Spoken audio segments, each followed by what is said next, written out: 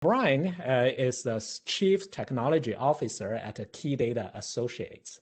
And Brian has extensive experience in Canadian IT industry and led the development of a broad skill set with over 15 years focusing on managing and growing security consulting practices. Brian has led a large Canadian InfoSec projects in federal public sector, energy industry, and financial services sectors. So Brian is a thought leader and really the industry expert in this field. And Brian's topic focuses on identity. His topic is related to identity, the foundation for digital transformation. Thanks for that introduction, Brian. What I'm going to be talking to you, what Brian asked me to speak on today is identity, specifically as an enabler of digital transformation. So happy to talk about that. I'll just tell you a little bit about the organization I work for first to give you some context on my presentation today. So I work for a company called KeyData Associates, and we're 100% focused on identity. We're a Canadian organization that's been around for about 15 years, and we have three practices directly related to identity: enterprise identity and access management, privileged access management, and customer identity and access management. Cloud, of course, plays a large role in each of those different practices, and we have public cloud SMEs embedded in all of our practices. So cloud's a big portion of what we do as well. So all that is to say, to put it lightly, I see the world through the lens of identity controls. And, you know, as I said, I enjoyed listening to Catherine's take on digital transformation from the program level. My presentations are usually much more tactical and presenting the challenges and how to overcome those challenges at more of a technical level. So not going to apologize. We're going to be talking a lot about identity. I understand there are other aspects, but I'm going to be making the point that, you know, identity is the most important consideration for a lot of these challenges that you're going to face. So just to set the agenda for today, I'll talk a little bit about identity controls and how they map back to your digital transformation challenges. And I like to illustrate things through case studies. So, you know, I'll do a case, maybe not a case study, but maybe a sample project for public cloud migration and a sample project for work from home, two really popular digital transformation initiatives. Look at some of the challenges that you might be facing and how identity can help you overcome them.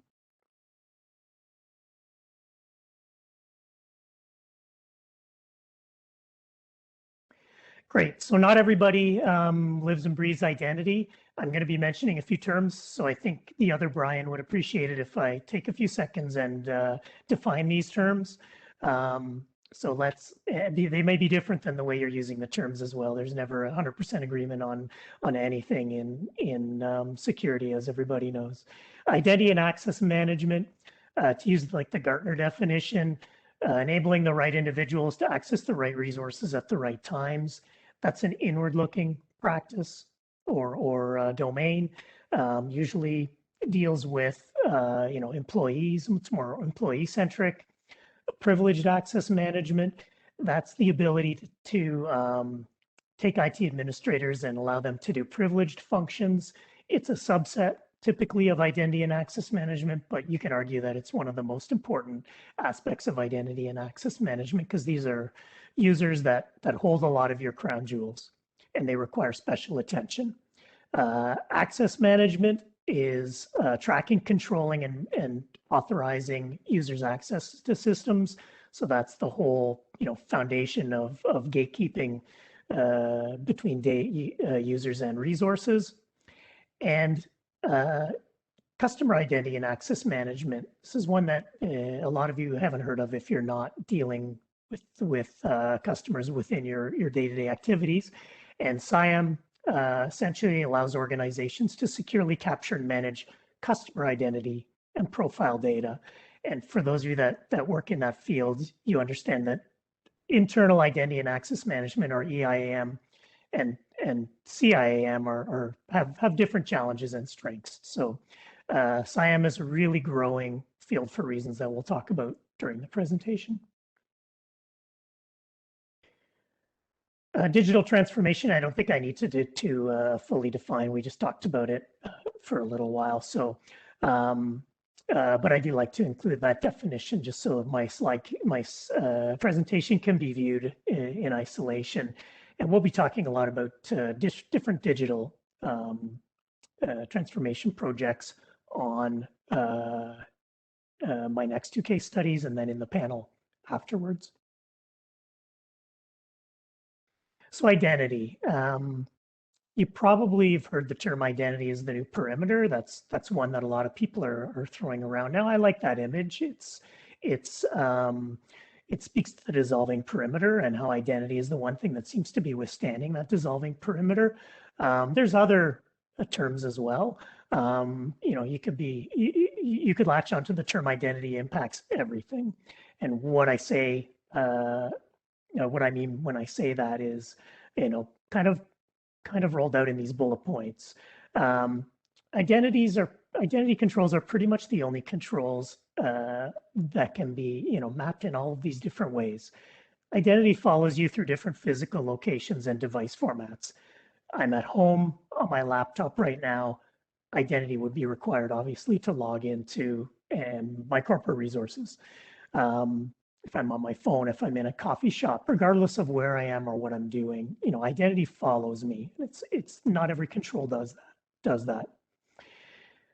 Identity maps into diverse user communities. We were just talking about how customers require identities, internal staff require identities, vendors have a different take on identities. So regardless of the communities within your organization, you need to, their identities are one control that you can have to allow you to assert some control over that group. Identity applies to every operating model. So if you're in-house, if you've got all your IT in-house, certainly, identity is an important control in that. But if you've outsourced your IT, identity might be one of the few controls you have to, exercise some control over your outsourcer.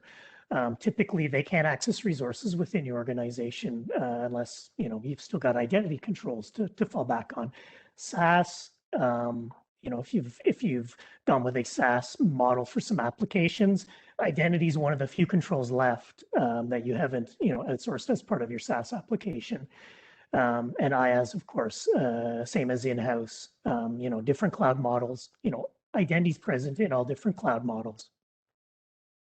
If you're human, you've got an identity. If you're a non-human robotic process, you've got an identity as well. So identity maps to all, human and non-human entities within your organization. If they need access to resources, they're going to need an identity. And different stages of the cyber kill chain, so we're really drilling down here. But if your thing is you're concerned about, breach mitigation, if your thing is you're concerned about, preventive controls, identity maps into all of those different families. And, perhaps most important, identity applies to all sorts of different levels of your organization in terms of what they're interested in and what drivers are present or are of interest to them. So no matter who you're trying to sell your identity program to within your organization, if it's the CISO or if it's the hands-on keyboard operator that's trying to accomplish something, identity controls are going to bring some benefit to them. I usually use the example of multi-factor authentication. Everybody's gone through a multi-factor authentication initiative, and probably recently, or it's underway. And what drove that? What drove that program? If you go to 10 different organizations, you get 10 different answers. Sometimes it's compliance. We needed that PCI checkbox. Sometimes it's customer experience. It's a line of business saying, we're a retailer and users are not going to connect to us and purchase our products unless we have multi-factor authentication. So it could be, customer experience. It could be, again, breach recovery. If you were breached last year because of a password spraying attack or a credential stuffing attack, multi-factor authentication might be something that's top of mind for those reasons. So all different groups within your organization are interested and will benefit from your identity programs. So it's a really important control or group of controls to get your head around. And digital transformation, is no different. So if we map identity controls into some of the challenges that you might see in a typical digital transformation program, and I'll use cloud migration as one typical type of transformation program. What are some of the challenges you see? Obviously, I could fill 2 screens of challenges, and people would put in the comments 100 other challenges that they're facing. So, I picked a few that map strongly to being solved with identity controls. And I tried not to limit these challenges to only security related, because identity really transcends just providing a security and risk reduction. Vendor lock-in, that's something that I hear from my customers every day. Developing contingency plans to migrate from one vendor to another is an important part of a cloud migration. Do organizations really do this? Well, maybe it's too soon to tell, but a lot of organizations that are starting on their cloud journey, that's something of importance to them. Supporting innovation everywhere, this is something that Catherine also mentioned in not so many words, but what I say by that, when I mean that is, innovation has really become democratized, and innovation's coming now from all different areas of your organization. And that's a great thing from an organizational perspective, when a line of business can procure a SaaS solution that allows them to deliver a customer experience that they never could before. Causes some headaches for IT and security, because they're not the types that are going to wait for IT if they've been challenged to innovate. So innovation's coming from development teams, innovation's coming from lines of business, and we need to keep up. And as security, we can't be behind the ball on those facts. Cost controls, again, not something that you might think of when you're talking about identity controls, but a lot of times, especially in organizations' cloud journeys, they get a big bill at one point or another because they haven't considered the impact of all this amazing cost-saving infrastructure that they're rolling out, and all of these amazing services that they're now able to provide. Comes with a bill sometimes that's difficult to anticipate, and identity controls can help you with those fences. Compliance, I won't mention that too much. People understand compliance from years and years of on-prem proof, and cloud journeys are no different. Just you need to figure out how to provide that same level of proof in potentially a new environment. And automation, Catherine touched on this in her slides as well, and that's a big part of any organization's cloud journey. And if it's not, it really should be. You're not doing cloud right if you're not changing the way that you did things on-prem. And cloud gives you the ability to automate things to a certain degree, and identity is, absolutely critical in that. So I won't give you, the laundry list of identity solutions to match, that short list of challenges, but I'll touch on a few of them. Preventing vendor lock-in. Identity is one thing that should prevent you from being locked into any vendors. There's really no excuse for choosing proprietary, running a proprietary IAM program, you could say, in this day and age.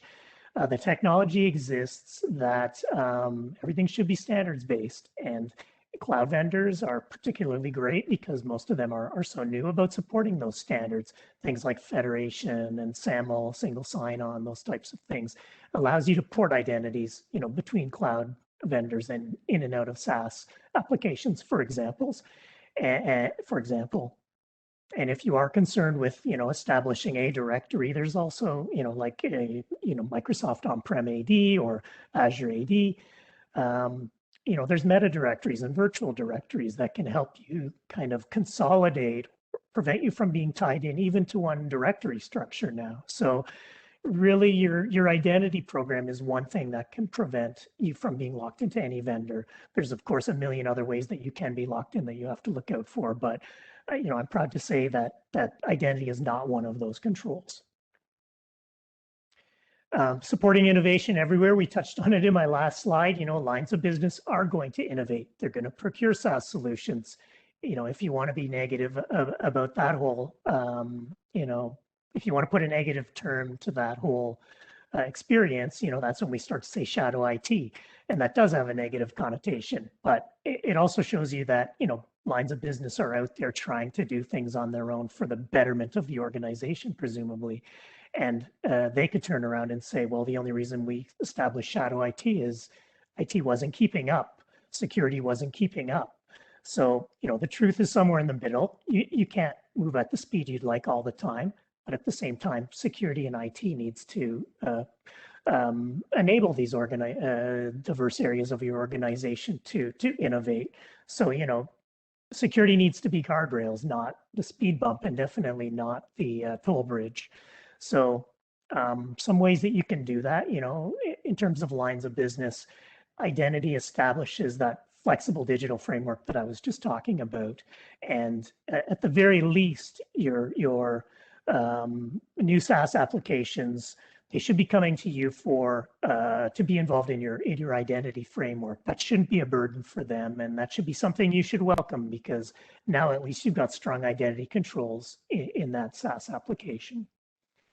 If we're talking about developers and other staff that have and need special rights, rather than as a security practitioner, rather than just locking those things down and saying it's outside of our norm, and development activities are a bit require too high a level of privileges. You really need to try and come to grips with that and establish sort of just-in-time privileges, for example, to allow developers to perform some of those functions. And then at a kind of larger level on the development side, the whole DevOps process, the CI/CD pipeline, rather than viewing that as one big security problem, you need to insert yourself into that program, and into that process rather, and provide them with tools and guidelines so that they can function securely, and try and establish yourself in that very dynamic process without acting as a security barrier. Cost controls, the heart of cost controls is making sure only very specific people can deploy services. And, that's a bit of a challenge, because lots of different people do need to deploy services. So you need to have really strict role management in place so that all the cloud vendors have cost controls in place, quotas, baselines, policies, different ways of establishing cost controls. But they only work if your IAM has come first and established strict rules about who can participate in that process. If the student can provision resources, then surprise, surprise, you're going to come in on Monday and find that, the student has deployed $1 million in infrastructure over the weekend. So it doesn't matter what quotas or baselines you have. If your roles aren't screening, aren't putting people into the right buckets to begin with, then those will all fall by the wayside. Compliance, I don't want to talk too much about compliance, because it is kind of very similar to the on-prem model, but just running at breakneck speed. And you do need an identity program or a SIAM program that meets your compliance needs and can provide those proof statements when needed. And in terms of automation, I'll blow up automation just a little bit because it is an important topic. So I've got a slide and a half on automation. I think what you'll see once you go down on your cloud journey is once you get into automation, you'll start to develop a lot of disparate sources of automation. So even if you've got multiple development teams, they might have multiple different cloud vendors that they're working with. They might have, different robotic process automation engines. If we're talking on the business side, if we're talking on the infrastructure side, they might be using different infrastructure, as code deployment platforms. And everything in the cloud itself, of course, also has credentials like containers and those types of things. So you're going to have a lot of different ways of managing credentials with automation. That's one of the problems that it introduces into your organization. So, really, we encourage organizations just to be really, if I'm going to get really tactical about this, is to take all those, disparate sources of credentials within your identity program, and put in place a set of tools that'll allow you to manage them at the enterprise level. So really rein in all those different credential management systems. Develop a uniform tool set for enabling automation, and you'll find that you've removed a really big risk to automation, and that is credential management with automated processes. So, put another way, you really need to control human access to tools. That's an identity and access management problem, because the automation tools are really, really powerful. And if the wrong people gain access to them, they can certainly make mistakes. You also need to establish identities for machines, applications, and services. That's a really, interesting and challenging thing about automation, is we're dealing with application credentials and non-human entities, and then challenging developers to remove all these hard-coded secrets that they've been building up over the years. And even though that's kind of been the expedient way, guess what? It got left behind when we went into production, and we still have those. So giving development a tool set to allow them to replace those is also important. Lots of challenges with automation, lots of risks with automation, but if you have a sound identity program, you can remove a lot of those. In terms of work from home, I mean, that's a topic that we're all living as consumers or employees that are now working from home. If you've challenged with deploying a work from home program in the last year, you have my sympathies. You might have done that at breakneck speed. You might not have been fully prepared to go from 50% to 100% in a month. So I've seen some amazing things come out of customers in the work from home front. So kudos if you've been living that and you've got the war wounds to show it for the last year. Some of the challenges that I see from an identity side are certainly help desk strain. In terms of identity, unfortunately, all these new workflows drove up help desk calls. Getting access to resources became a lot more difficult for people that weren't used to working from home, and help desk was punished from a lot of that. Also, having everybody outside the perimeter for years potentially did not help desk's cause either. Remote support, was always a thing, but now it's the only thing. You can't simply tell somebody to bring their laptop up to the third floor so I can take a look at it. So you really are dependent now on remote support tools as if never before, and that introduces extra security risks. Administration from home, that's a term that, KeyData is kind of trying to coin, but, work from home is certainly a thing for everybody. You also sent all your administrators home, and they took the keys to the kingdom home with them. And now they're coming in and doing some pretty sophisticated activities, potentially on your crown jewels from home, which again, increases your attack footprint. Changing gears a little bit, employee onboarding, joining a new organization, I'm guessing, is not a lot of fun during a pandemic when everybody's working from home. Particularly, I see KeyData. We've hired a lot of people in the last year, and I try and, keep my finger on the pulse with them to make sure they're okay. And, they do say that it is very unsettling joining a new organization when you don't know your boss, can't see your coworkers. So, it's important that the onboarding process goes very smoothly. Some of that comes to HR, care packages or welcome packages and things like that. But a lot of it falls on your identity and access management program. And I'll explain that in the next slide. Zero trust, once we went to work from home, all of a sudden zero trust started to become a little more top of mind for people. It really drove home the fact that we are all outside the perimeter. Certainly we were before too, but now physically we are all outside the perimeter. So really zero trust, has gotten a boost from all this as well. At least the concepts were really driven home by the work from home initiatives. So how can identity help? If you're seeing these challenges on your dashboard every day. In terms of help desk, certainly there's tools in place now to reduce the number of help desk calls. The statistics show so many of these calls are related to identity issues, and from my own experience, I'm embarrassed to say I'm contributing to that. I've got 3 laptops. You might be able to see them in frame right now. 4, I think, from different customers. And I have passwords for all those customers. I have VPN access for all those customers, tokens for all those customers, and things go haywire, at least once a month. So I'm generating some of those calls myself, but it doesn't have to be that way.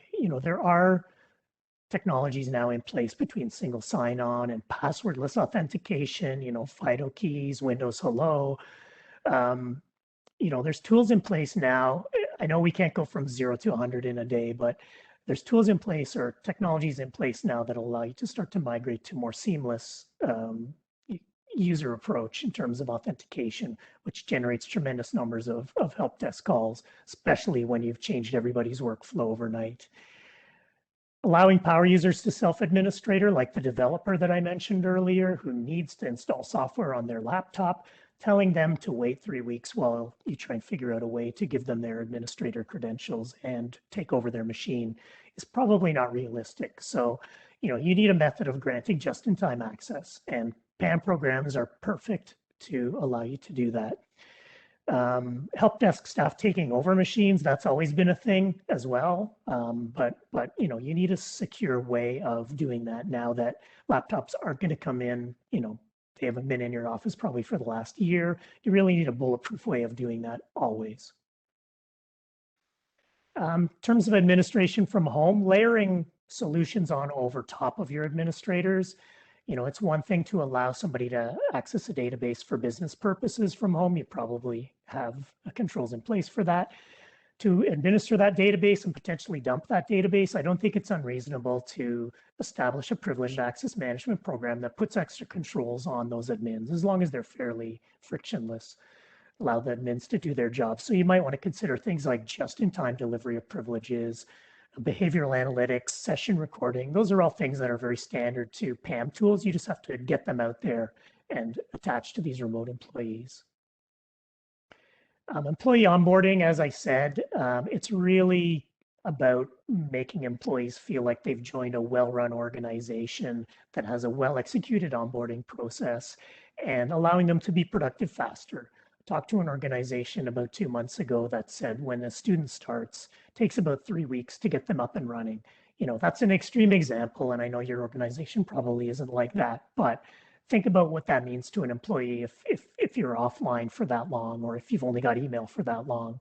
You'd wonder what exactly type of organization you joined, and you'd also start to feel pretty, unproductive and a bit down on the organization in your choice. In terms of zero trust, that's the subject of a whole presentation in and of itself, but I'll just mention a few points before I close my presentation. Zero trust isn't necessarily unique to cloud or unique to work from home or anything else, but it's really bubbled to the top with everybody's push to get people outside of the corporate perimeter.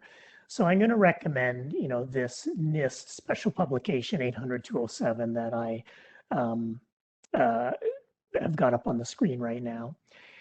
Basically, you can Google, NIST and Zero Trust Architecture. It's a great document. I've quoted some of it in the slide below, just to give everybody an introduction to Zero Trust, and also dig a little bit deeper into how Zero Trust can be implemented at the architecture level. There's tons and tons of information on Zero Trust out there, and you can certainly establish your favorite. The reason I recommend this one is it's not put out by any vendor. So it doesn't give you really prescriptive solutions, which is the downside, but it's also not slanted towards any particular vendor's solution. So I know if you're like me, whenever I'm reading a vendor white paper, I'm always taking it with a grain of salt that the vendor is obviously writing this white paper for a reason. It's not always the case, but you do have to view it with that sort of, take it with that sort of view. So NIST, not the case at all, providing very sort of unvarnished, unbiased advice, and has a great introductory section. So if you're not an expert on Zero Trust, you can go through and I put it on this slide actually. Zero Trust is a cybersecurity paradigm where trust is never granted implicitly, but must be continually evaluated. That sort of says it all, this continuous evaluation concept. And I think we're all familiar with the old way of working, which is you're on the inside, you authenticate when you come in the morning, and you're pretty much good for the day. If you need to access a resource, you've already been authenticated, so why bother authenticating it again? And you're on the inside, so you've got a little bit more trust than an internet person, and you're using those two sources of information to grant all of your access. And we survived for years and years on that model, but times are changing, and you don't have to jump into the zero trust architecture, which may require you almost ripping out a lot of wholesale infrastructure. But you can certainly dip your toe in and start to look at other sources of trust and continuously reevaluating the trust of your subjects, your employees. So, if I'm going to put that into a visual, I would say, you've got lots of signals that you're using to establish trust. So you've got, a user's identity, that's a signal. You've got user behavioral analytics, what they're doing, that's a signal. And then you've got, you've probably got a agent on their laptop. So you're getting information from that about whether you should trust them or not. You've got logs on their laptop. You've got logs on whatever it is database they're trying to access. Lots of sources of information. And, again, I'm happy to say, I've highlighted them in green. A lot of these sources of information come from identity. This is my list for my laptop. You might have a completely different list within your organization, but it'll probably look something like this. And, I'm certainly happy to say that a lot of those are identity based, but we need more than just that. Zero trust involves evaluating a lot of different signals, and as they change, changing your opinion of trust of that person. So you can evaluate that in real time and potentially reduce their level of trust. That's sort of like the zero trust philosophy. But what if you move to a different user who's now on an unmanaged device? All of a sudden you lose a lot of those signals. So you have less information to go on because you don't have an agent anymore. So you can't do host IPS if I'm coming in on my phone now. If I'm on BYOD phone. So I'm, again, happy to say that your identity controls will stick in different zero trust scenarios. And again, if you go to a different scenario, IoT and legacy applications, again, you're getting your identity signals still coming through, but you might have lost some other signals or gained some other signals or lost some due to encryption or gained some due to encryption. So evaluating your signals, using them at all times and applying them to trust of individuals, that's kind of a zero trust philosophy. And, again, I'm happy to say that identity is present through all sorts of different scenarios that we can drop, and we can drop a lot more as well. So that's why a lot of these papers you read do say, and then this one is no different, identity is sort of at the center of zero trust. That's not to downplay any other controls that you might need, but I think it's a good message to sort of leave everybody with that, identity is important to zero trust, and zero trust is important to digital transformation initiatives and work from home, of course, the one that we're talking about. So I'm just going to close again. I'm not going to rehash it, but this is a slide I put up a little bit earlier that basically, says identity impacts everything, just to throw some hyperbole in there. But I think if you go through some of these bullet points, you'll agree that identity is impactful for most of the areas of your organization, and most of the projects that you're undertaking, including all things digital transformation that we're talking about today. So I'll just invite everybody to reach out to me directly if you do have any questions about this. Rosa, our founder and CEO, is also going to be listening, and feel free to reach out to her as well about any, if you want to talk identity, and love to continue that discussion, first of all during the panel, and then, offline if you're interested in reaching out to KeyData. So Brian, I'll throw it back to you for questions and potentially moving on to the panel.